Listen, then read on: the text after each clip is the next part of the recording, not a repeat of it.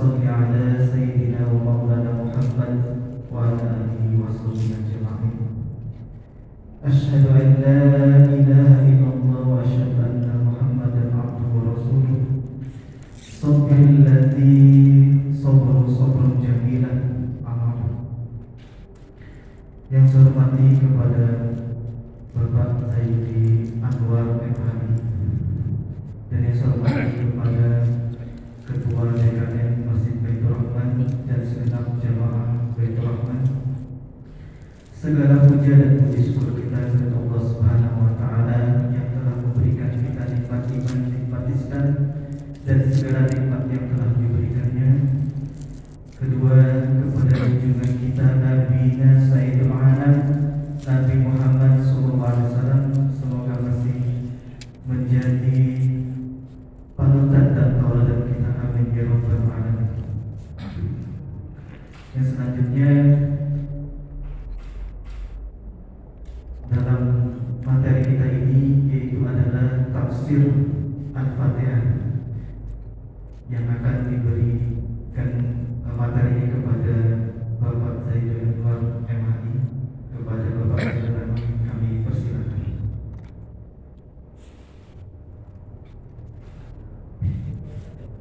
Bismillahirrahmanirrahim. Assalamualaikum warahmatullahi wabarakatuh. Waalaikumsalam warahmatullahi wabarakatuh. Alhamdulillahilladzi arsala rasulahu bil huda wa dinil haqq liyuzhirahu 'ala dini kullihi wa kafa billahi shahida wa kafa billahi nasira.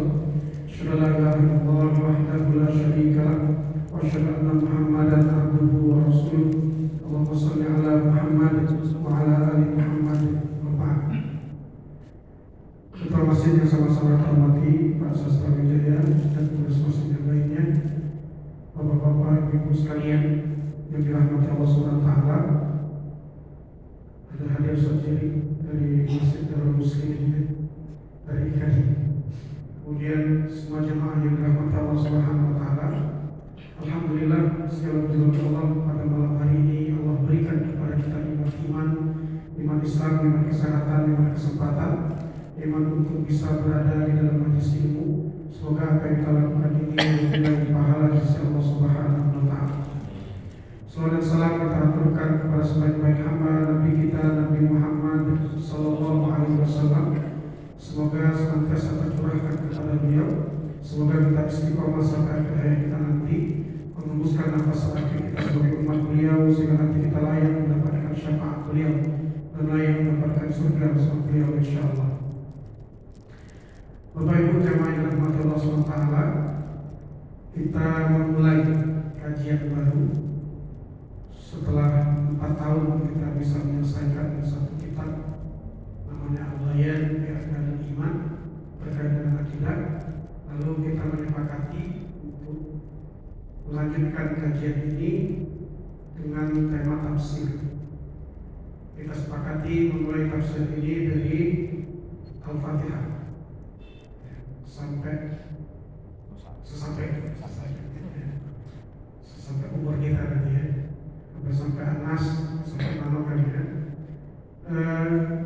Sebelum saya memulai tafsir Al-Fatihah, karena kita memulai kajian baru terkait tafsir, saya kasih mukadimah dulu.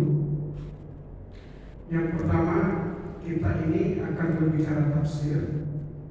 Jadi ada 3 istilah dalam ilmu. Kita belajar, saya memulainya dengan mukadimah ilmu tafsir dulu. Jadi ada tafsir. Nah, ilmu yang berbicara tentang tafsir namanya ilmu tafsir. Jadi tafsir, ilmu tafsir. Nah, nanti ada hadis. Nah, ilmu yang berbicara tentang kaidah-kaidah terkait hadis namanya ilmu hadis. Jadi ada tafsir, kaidahnya disebut dengan ilmu tafsir. Hadis, kaidahnya disebut dengan ilmu hadis. Fikih, ya, nanti yang mencari kaidahnya disebut usul fikih. Jadi ada hadis, ilmu hadis, tafsir, ilmu tafsir. Nah, sebelum kita masuk ke tafsir, saya jelaskan dulu bagaimana dengan beberapa hal terkait tafsir dalam ilmu tafsir. Yang pertama ada 3 istilah yang sebagian memang menyamakan. Satu istilah tafsir namanya, yang kedua takwil, yang ketiga terjemah. tafsir, takwil, terjemah. Sebagian mengatakan tafsir dan takwil itu sama. Namanya tafsir adalah menjelaskan apa maksud Allah dalam Al-Quran.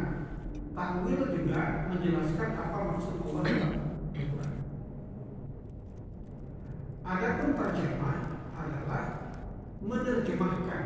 Kalau ini sudah diserap dalam bahasa Indonesia, menerjemahkan, memindah bahasakan dari bahasa Arab ke bahasa lain. Dalam hal ini Al-Quran kan bahasa Arab, lalu dipindahkan ke bahasa lain. Misalnya ke bahasa Indonesia, itu namanya terjemah. Jadi itu tiga istilah ini. Sebagian mengatakan beda antara tafsir dengan takwil. Tafsir itu ingin mengetahui maksud Allah dari sebuah ayat dengan menggunakan banyak cara. Itu namanya tafsir. Adapun takwil maksudnya adalah memalingkan makna yang hakiki kepada makna yang majazi tapi lebih tepat. Jadi kalau dilihat dalam ayat itu sebenarnya makna hakikinya bukan itu, tapi ditakwilkan dengan makna itu. Contoh takwil yang berbeda dengan tafsir menurut sebagian ulama ya, tapi sebagian ulama mengatakan sama. Ketika Ibnu Abbas menafsirkan surat An-Nasr, "Idza jaa nasrullahi wal fath wa ra'aitan nas yadkhuluna fi dinillahi afwaja fasabbih bihamdi rabbika wastaghfir." Dan seterusnya. Ketika orang lain menafsirkan ayat ini, semuanya berbicara kalau Nabi nanti mendapatkan kemenangan, dapatkan pertolongan, ya, maka Nabi diperintahkan untuk bertasbih dan beristighfar. Tawadhu gitu, ketika menang tidak boleh sombong. Semuanya standar begitu menafsirkan. Tapi Ibnu Abbas dia memalingkan dari makna aslinya. Dia mengatakan ayat ini bukan itu maksudnya. Ayat ini maksudnya, surat ini maksudnya, umur Nabi itu sudah sebentar lagi habis. Ini menjelang kewafatan Nabi. Dari mana Ibnu Abbas bisa memahami surat itu bahwa Nabi sebentar lagi akan wafat setelah turun surat itu? Kata Ibnu Abbas, kalau Nabi sudah dimenangkan Allah, lalu untuk apa lagi Nabi berada di bumi? Nah, akhirnya benar memang kalau dibaca dalam riwayatnya, tidak berapa lama setelah surat itu turun, Rasulullah wafat. Ini namanya takwil.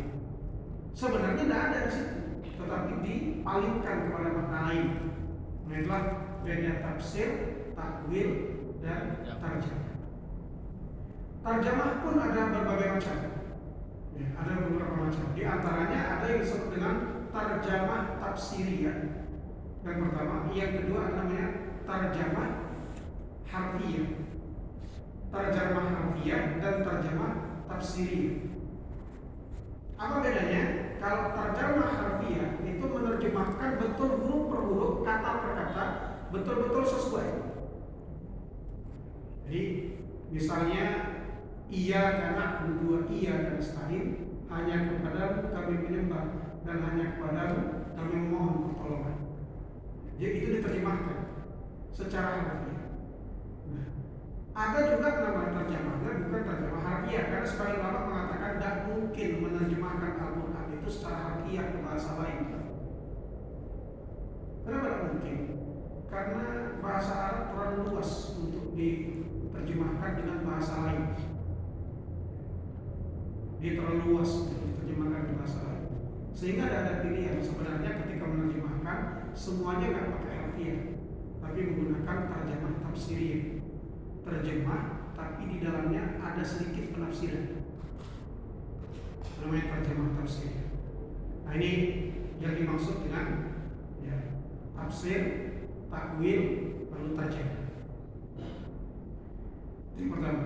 Yang kedua, ya, yang juga penting ketika kita memulai belajar tafsir adalah satu hal dalam ilmu tafsir, yaitu terkait dengan jumlah ayat, jumlah surat dalam Al-Quran. Surat dalam Al-Quran itu jumlahnya ada 114 surat. Ya, ini ada perbedaan di sini. 114 surat. Nah, ada pun ayat, Imam Ibnu Katsir juga menulis di sini ya, tentang jumlah ayat. Sebagian ulama mengatakan jumlah ayat dalam Al-Quran itu hanya 6.000 ayat. Hanya 6.000 ayat. Sebagian mengatakan lebih dari 6.000 ayat. Maka terjadilah perbedaan pendapat lebihnya itu. Ya, yang terkenal di Indonesia jumlah ayatnya adalah 6.666. Betul apa salah yang ini? Betul salah? Betul. 6.666. Betul apa salah? Betul menurut sebagian ulama. 6.666. Sebagian lagi mengatakan bukan 6.666 tapi 6.236. 623. Dan ada beberapa lagi perbedaan pendapat terkait jumlah ayat. Kenapa terjadi perbedaan pendapat pada jumlah ayat? Nah, ini pertanyaannya. Kalau kita lihat Al-Quran standar itu di seluruh dunia, semuanya di dalamnya pasti Qul a'udzu birabbin nas semuanya ada. Semuanya itu ada. Kok jumlah ayatnya berbeda? Sebenarnya perbedaannya bukan hakiki. Perbedaannya bukan beda bahwa jumlah ayat sekian secara hakiki bukan. Tapi perbedaan itu terjadi karena adanya perbedaan pendapat terkait di mana letak ayat itu berakhir. Atau ini ayat atau bukan. Jadi itu terjadi beberapa pendapat. Misal maqati'us surah. Jadi ayat huruf-huruf yang terputus-putus di awal surat. Maqati' gitu ya. Jadi misalnya alif lam mim, alif lam ra, ha mim nun. Para ulama terjadi perbedaan pendapat apakah alif lam mim itu satu ayat sendiri ataukah dia bagian dari ayat pertama dari surat itu. Hamim misalnya, apakah dia satu ayat ataukah dia bagian dari ayat satu dari surat itu. Nah dari situ terjadi perbedaan pendapat. Sehingga karena terjadi perbedaan pendapat otomatis akan terjadi perbedaan pendapat terkait jumlahnya. Dari sini saja. Yang lain misalnya, kita nanti masuk Al-Fatihah. Di antara yang disepakati para ulama, jumlah ayat dalam surah Al-Fatihah itu 7. Itu tidak ada pendapat. Tetapi yang mana saja ayatnya itu terjadi perbedaan. Nanti kita bahas misalnya, apakah basmalah termasuk ayat dalam surah Al-Fatihah? Sebagian ulama mengatakan dia termasuk ayat, sebagian mengatakan dia tidak termasuk ayat. Kalau ikut ulama yang ini dia tidak termasuk ayat, maka nanti akan beda lagi. Jadi 7 ayat itu yang mana? 7 ayat itu yang mana? Kalau dia termasuk ayat, misalnya Bismillahirrahmanirrahim, maka seperti yang mushaf yang kita pegang standar ini, ya. Setelah itu ayat berikutnya, ya, Alhamdulillahirabbil alamin ayat kedua, Ar-Rahmanir-Rahim ayat ketiga, Maliki yaumiddin ayat keempat, Iyyaka na'budu wa iyyaka nasta'in. Itu ayat kelima. Ihdinas siratal mustaqim ayat keenam. Siratal ladzina an'amta 'alaihim ghairil maghdubi 'alaihim waladdallin ayat ketujuh. Ayat ketujuh. Nanti kalau bagi yang mengatakan basmalah tidak termasuk ayat dari surah Fatihah. Jadi di mana ayatnya? Tapi sepakat ayatnya itu jumlahnya 7. Maka misalnya Alhamdulillahirabbil alamin ayat pertama, karena basmalah bukan ayat dalam surah Al-Fatihah. Ar-Rahmanir-Rahim ayat kedua, Maliki yaumiddin ayat ketiga, Iyyaka na'budu wa iyyaka nasta'in ayat keempat, Ihdinas siratal mustaqim ayat kelima, Siratal ladzina an'amta 'alaihim ayat keenam, Ghairil maghdubi 'alaihim waladdallin ayat ketujuh. Terjadi perbedaan. Artinya akhirnya memang ya, karena ada perbedaan seperti ini, ya, akhirnya jumlah ayat pun itu terjadi perbedaan pendapat. Tapi bukan perbedaan yang hakiki sebenarnya. Kalau bunyi ayatnya sama, semuanya mengakui bunyi ayatnya sama.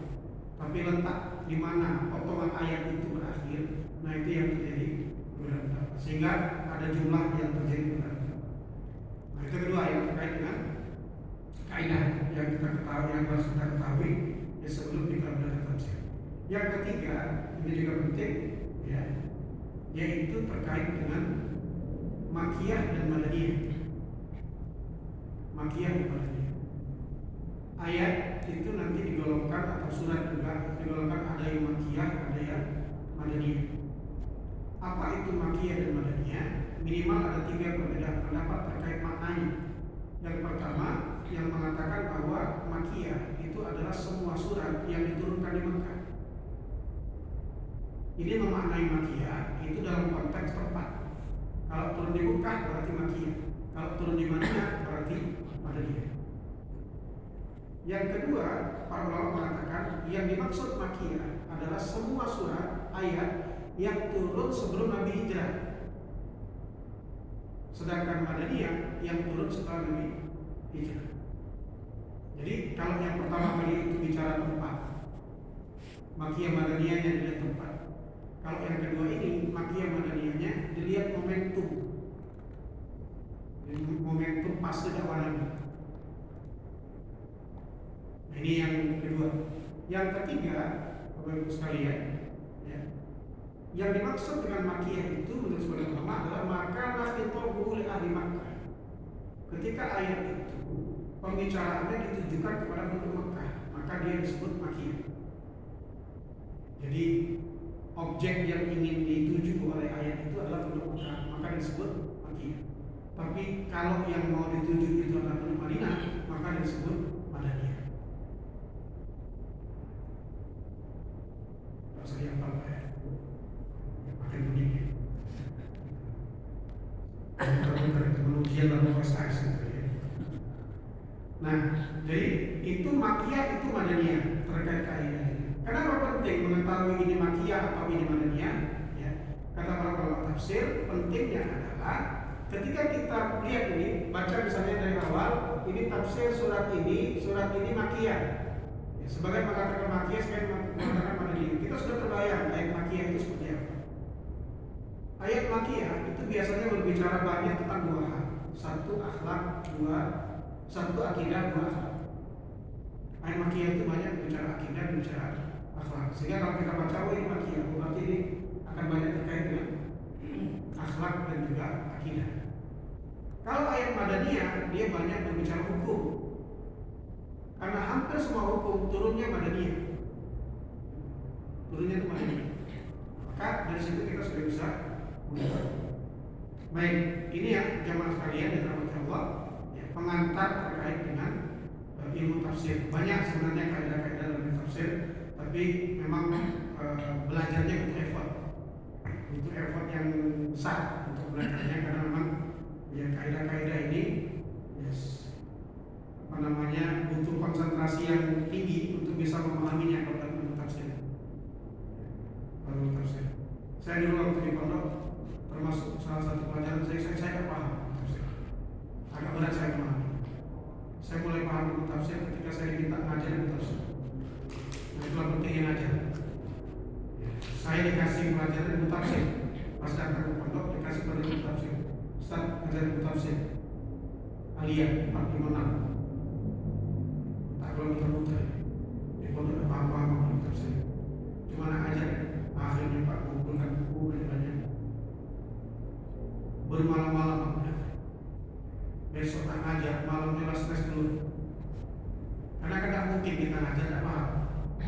Mau di mana kan anak-anak ini kan. Akhirnya saya belajar, mentok, saya mendatangi seorang ustaz dari India, saya datangi ustaz. Ini gimana maksudnya?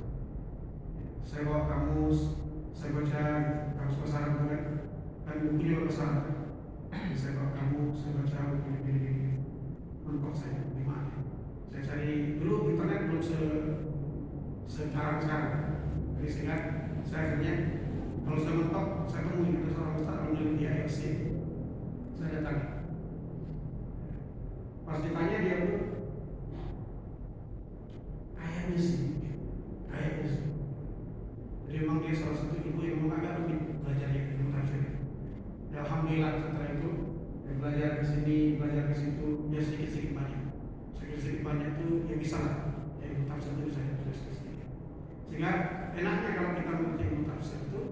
kalau kita mendengar ayat, kita belum, meskipun belum membaca kitab tafsirnya, kita sudah punya gambaran terkait dengan umum ayat ini. Itulah pentingnya kita belajar tafsir. Sama kayak kita belajar hadis, itu kalau kita punya background ilmu hadis itu enak. Kalau kita belajar fikih, kalau kita nggak disebut fikih juga, ya, nah itu kita sambungan ilmu. Baik, itu sekedar pengantar. Kemudian berikutnya, insya Allah kita akan pakai tafsir ini, Bapak sekalian, namanya tafsir Ibnu Katsir. Ini jilid pertama, ya. Ada sekitar 5 jilid. Jilid pertamanya sebel ini. Nah, makanya udah tahu itu selesai kapan ya. Insya Allah gugur, ya. Dan biasanya menafsirkan ini bukan kayak kita belajar kitab ya. Kalau dalam kitab itu kan dia sudah tersusun oleh para ulama ya. Sudah maksudnya itu dia sudah menjadi keilmuan tersendiri. Dan poin-poinnya itu sudah bisa kita langsung ajarkan sehingga satu pertemuan bisa 2 lembar, 1 lembar, ya bisa 3 lembar. Tapi kalau tafsir ya kita lihat apakah satu pertemuan bisa 1 ayat 2 ayat ataukah tidak ya. Kecuali kalau kita mau agak ngebut ya. Tapi saya termasuk yang tidak suka ngajar ngebut.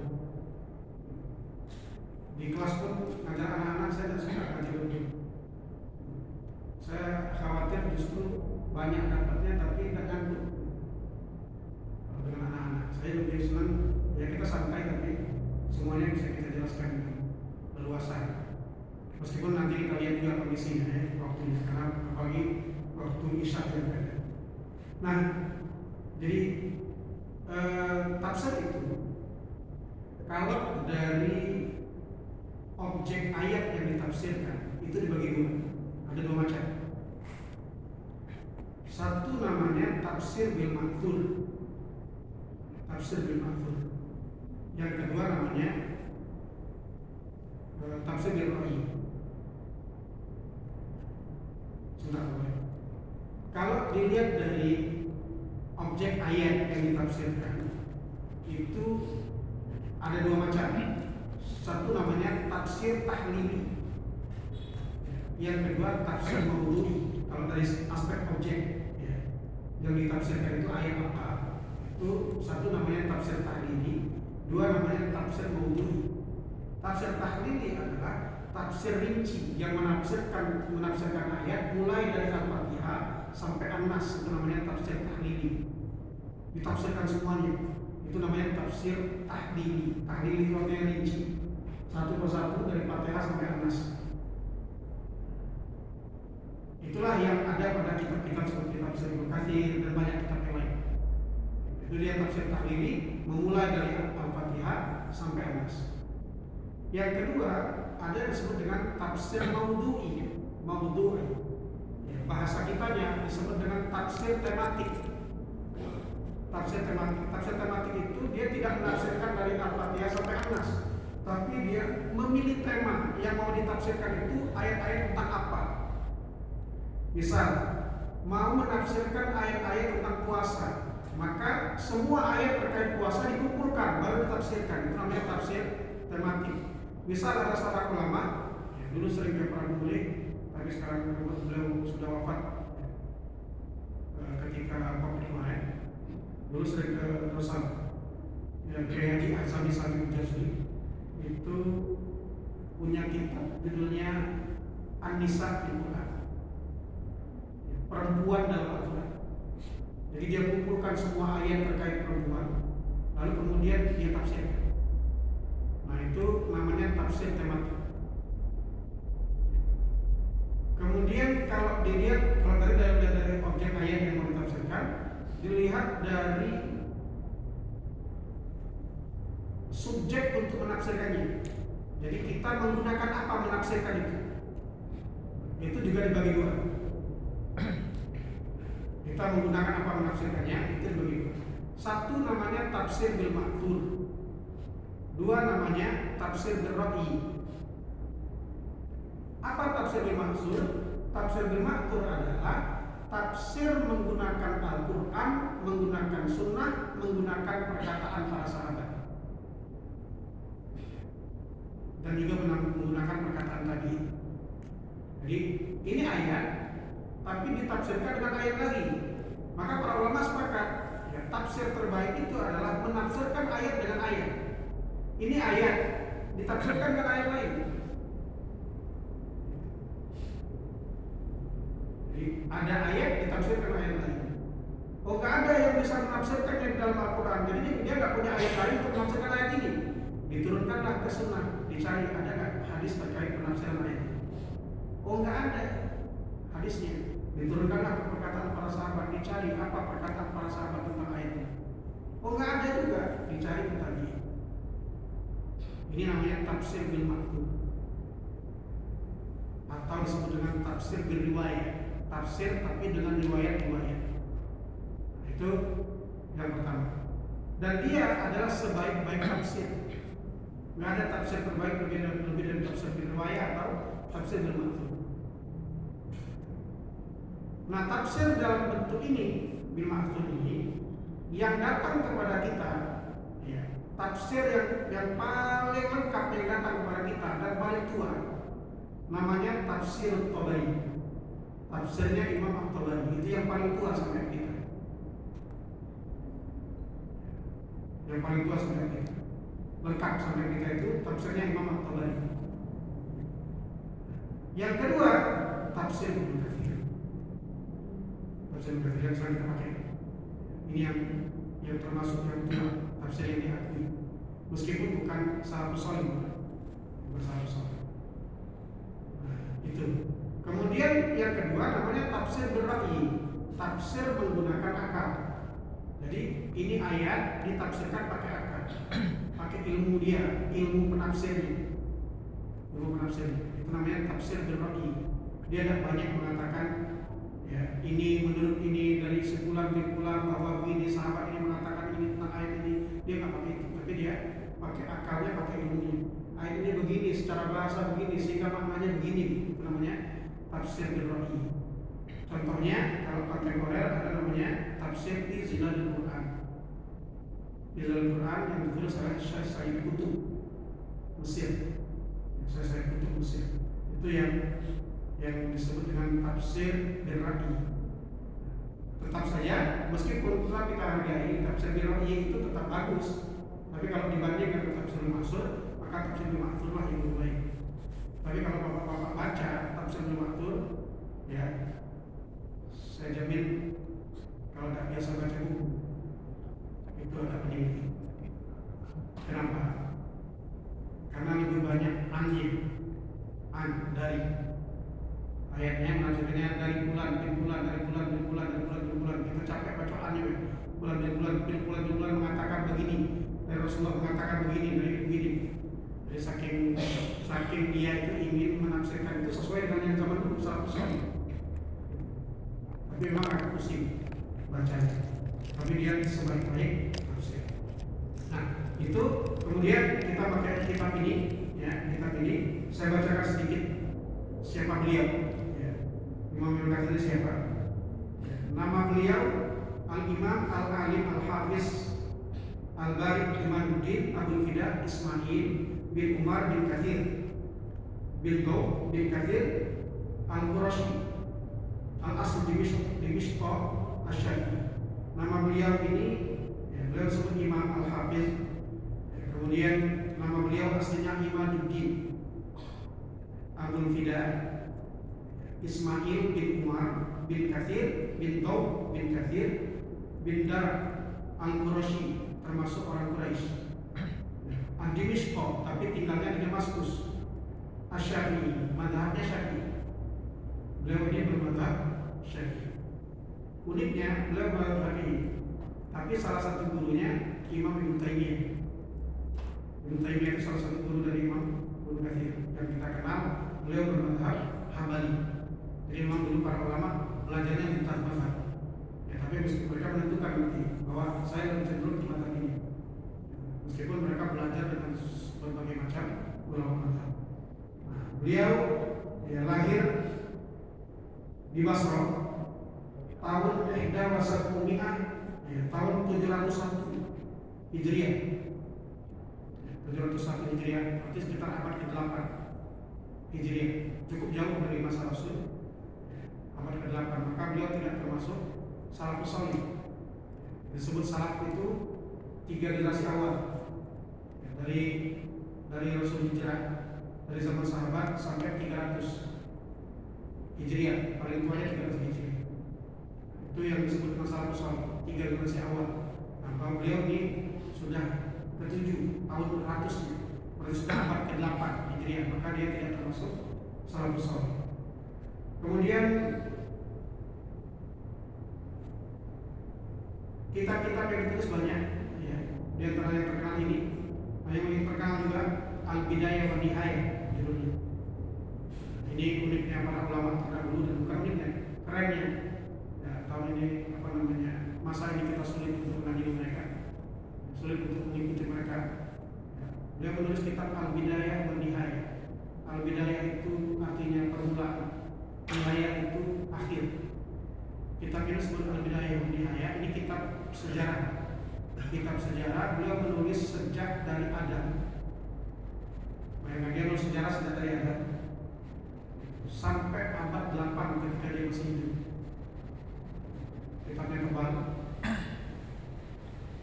Saya rasa kita nggak habis tahapan membacanya.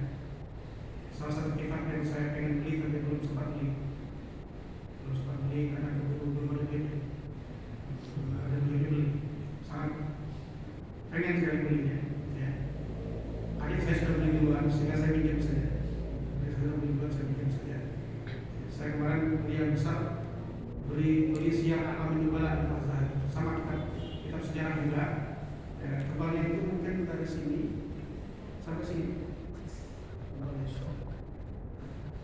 Saya alhamdulillah masih sudah sempat terbeli.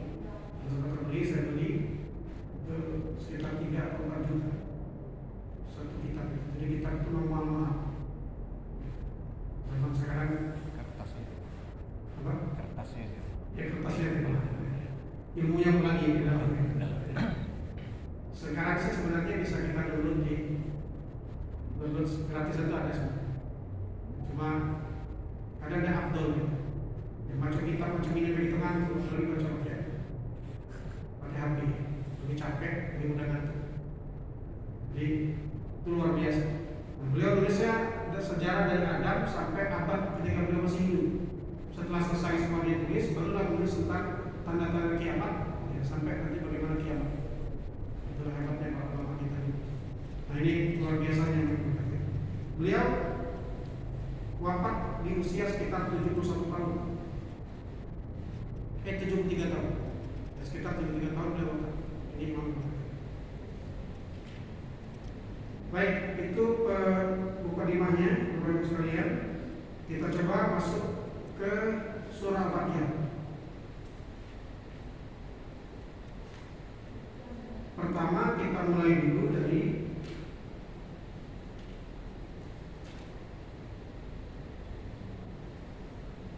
nama dari surah Al-Fatihah. Al-Fatihah itu artinya pembuka. Al-Fatihah artinya pembuka. Imam Al-Qurtubi itu mengatakan nama dari surah Al-Fatihah itu ada sekitar 12. Nama surah itu ada sekitar 12. Tapi di sini kita ngutip yang disebut oleh Imam Katsir, nama dari surah Al-Fatihah. Yang pertama, nama surat ini yang paling terkenal adalah Al-Fatihah. Kenapa disebut Al-Fatihah? Karena dia menjadi pembuka bagi Al-Quran. Maka dia disebut dengan surah Al-Fatihah. Jumhur ulama menyebut dengan kalimat lain, namanya Ummul Kitab. Ummul Kitab. Nanti di lain sebutan disebut dengan Ummul Quran, maknanya sama. Ya, tapi memang ini nama yang berbeda. Satu menyebutnya Ummul Kitab, satu lagi menyebutnya dengan Ummul Quran. Meskipun maknanya sama, disebut Ummul Kitab karena dia induk dari kitab Al-Quran. Jadi induk dari kitab Al-Quran. Surat ini adalah induk dari kitab Al-Quran. Kenapa dia disebut sebagai induk dari kitab Al-Quran? Kata para ulama, karena seolah-olah semua surat dan ayat setelah Al-Fatihah itu cuma menjelaskan apa yang ada dalam surat Al-Fatihah. Jadi secara mudahnya dia disebut induk Al-Quran. sebenarnya kandungan Al-Quran itu sudah ada semua dalam surah Al-Fatihah. Sehingga surat-surat setelahnya itu tugasnya menafsirkan, menjelaskan kembali apa yang ada di dalam surah Al-Fatihah. Maka dia disebut dengan surah, dia disebut dengan Ummul Kitab. Ya. Ini yang berikutnya. Meskipun sebagian ulama itu tidak mau menyebutnya dengan Ummul Kitab. Sebagian ulama mengatakan, ya, Imam Ibnu Katsir menyebutkan di sini, kalau Ibnu Sirin, salah seorang ulama, ya, itu tidak suka dia menyebut Al-Fatihah dengan Ummul Kitab. Kenapa? Karena dimaksud Ummul Kitab kata Ibnu Sirin itu adalah Lauhul Mahfuz. Itu adalah Ummul Kitab, Lauhul Mahfuz. Al-Fatihah jangan disebut Ummul Kitab menurut Ibnu Sirin. Tapi jumhur ulama menamainya dengan Ummul Kitab, ya, atau Ummul Quran. Ini namanya yang ketiga, ya. Fatihah, Ummul Kitab, lalu kemudian Ummul Quran. Kemudian nama berikutnya Al-Fatihah ini juga disebut dengan Alhamdu, surat Alhamdu. Surat Alhamdu. Kenapa disebut surat Alhamdu? Karena surat ini dimulai dengan kalimat Alhamdulillah Rabbil Alamin. Maka dia disebut dengan surat Alhamdu.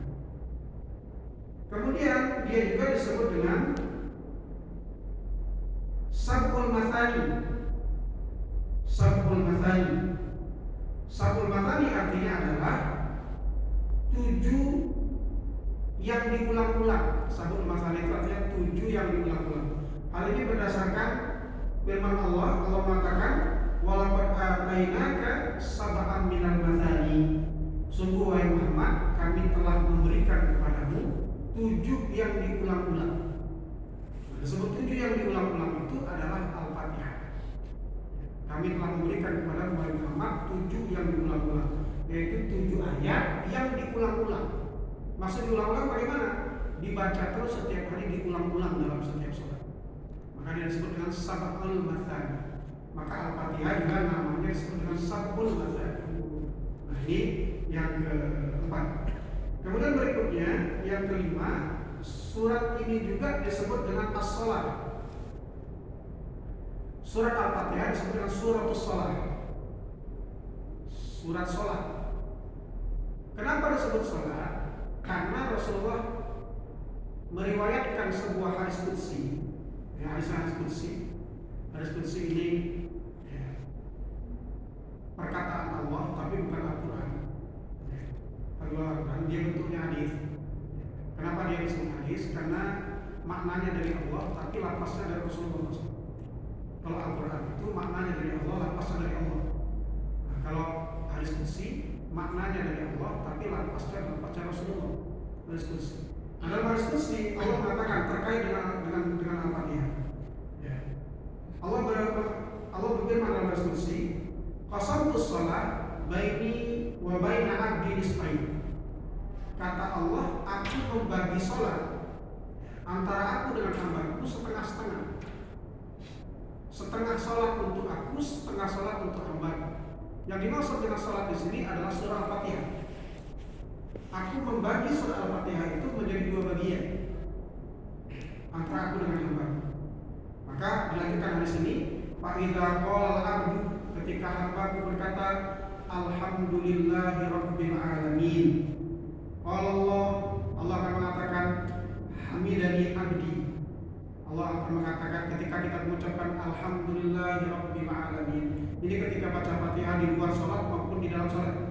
Ketika kita mengucapkan Alhamdulillahi Rabbil Alamin, maka Allah akan mengucap, "Hamidani abdi," hambaku memujiku.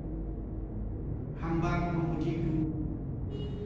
Lalu kemudian setelah dia mengatakan Alhamdulillah Rabbil Alamin, nanti hambaku akan berkata Ar-Rahmanir Rahim. Ya.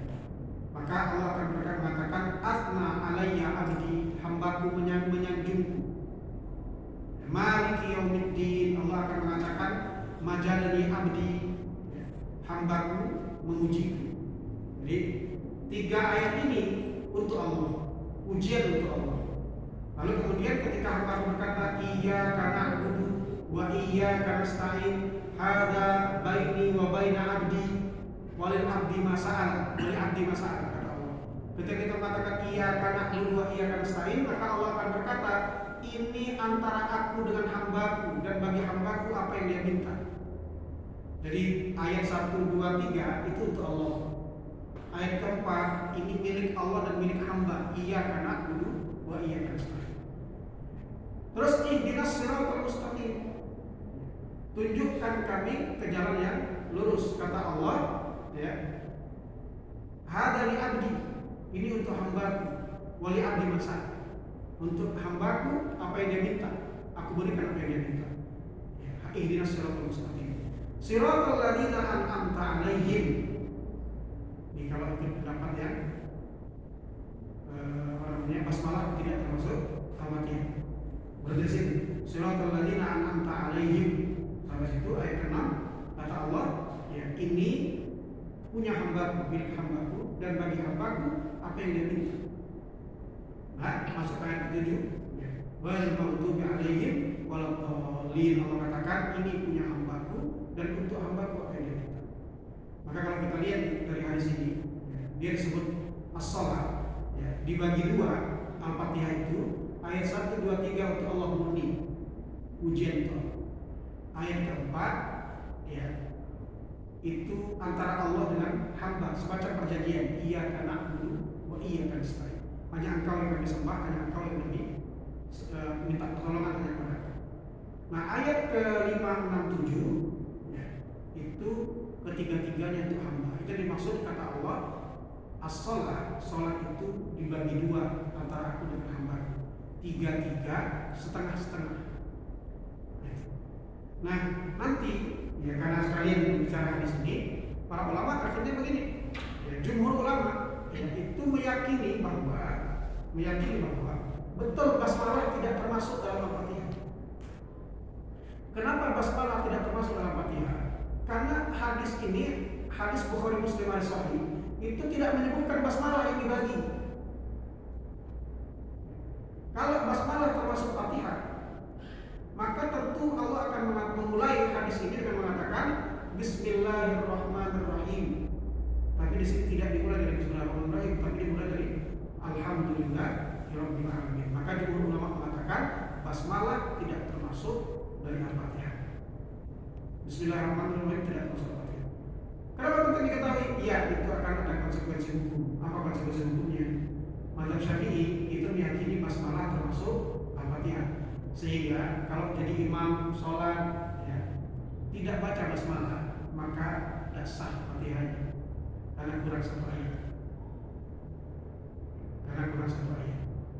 Misalnya nanti saya jadi imam misalnya, atau saya boleh jadi imam, saya boleh tidak baca basmalah, dia langsung saja Alhamdulillahirabbil alamin, dia tidak baca basmalah, sholat tidak sah kalau ikut mazhab Syafi'i.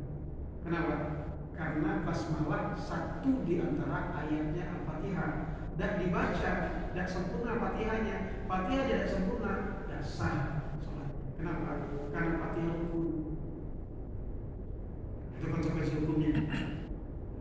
Tapi jumhur ulama mengatakan dia tidak termasuk, basmalah tidak termasuk dalam Al-Fatihah. Konsekuensi hukumnya apa? Kalau dia baca Alhamdulillahirabbil alamin, tidak baca basmalah, tidak masalah, sholatnya sah. Nah, itu konsekuensi hukumnya. Nanti kita bahas detail, ya, perbedaan terkait ini, ya, ketika kita bahas tentang basmalah. Baik, itu nama yang kelima, ya. Kemudian berikutnya nama dari surat ini juga Asy-Syifa. Surat Asy-Syifa. Syifa itu apa? Syifa itu obat, penyembuh.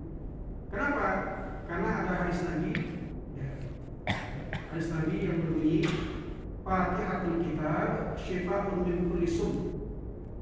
Kata Nabi, Fatihatul Kitab, pembuka kitab atau surah Al-Fatihah, itu adalah obat bagi seluruh racun. Jadi ini hadis Nabi. Jadi dia obat bagi semua racun. Kalau terkena racun, obatnya Fatihah. Bisa dibaca, lalu ditiupkan di airnya, lalu diminum. tentu salah satu syaratnya adalah keyakinan. Nah, yakin masih ya Ustaz. Jadi yakini dulu, yakin ini yang mengatakan siapa? Rasulullah SAW. Maka surat Al-Fatihah juga disebut dengan Asy-Syifa karena dia disebutkan dalam sini sebagai obat bagi semua racun, ya apa saja bentuk racunnya. Nah yang terakhir, nama Al-Fatihah itu adalah surat Ruqyah, Ar-Ruqyah. Ar-Ruqyah. Ruqyah itu secara bahasa artinya jampi. Jampi. Ar-Ruqyah. Jadi dia disebut dengan surat Ruqyah. Dalilnya apa? Dalilnya dalam hadis sahih dari Abi Sa'id. Hina ruqya rajul as-salim kepada Rasulullah ketika dia meruqyah. Rasul mengatakan, "Wa ma yudrika anna ruqyah?" Tahukah engkau bahwa Al-Fatihah itu juga termasuk ruqyah? Al-Fatihah termasuk ruqyah. Maka ketika meruqyah diri kita sendiri, meruqyah orang lain, itu baik memulainya dengan Al-Fatihah karena dia termasuk Ar-Ruqyah, maka dia disebut dengan surat Ruqyah. Termasuk dalam Allah SWT, inilah ya, nama-namanya selain nama lain. Dan nama lain ini yang disebutkan oleh Ibnu Katsir. Ada satu lagi yang belum disebutkan, dia disebut juga dengan Asasul Quran. Asasul Quran. Jadi dia disebut dengan fondasi Al-Quran. Disebut dengan fondasi Al-Quran. Baik, saya kira itu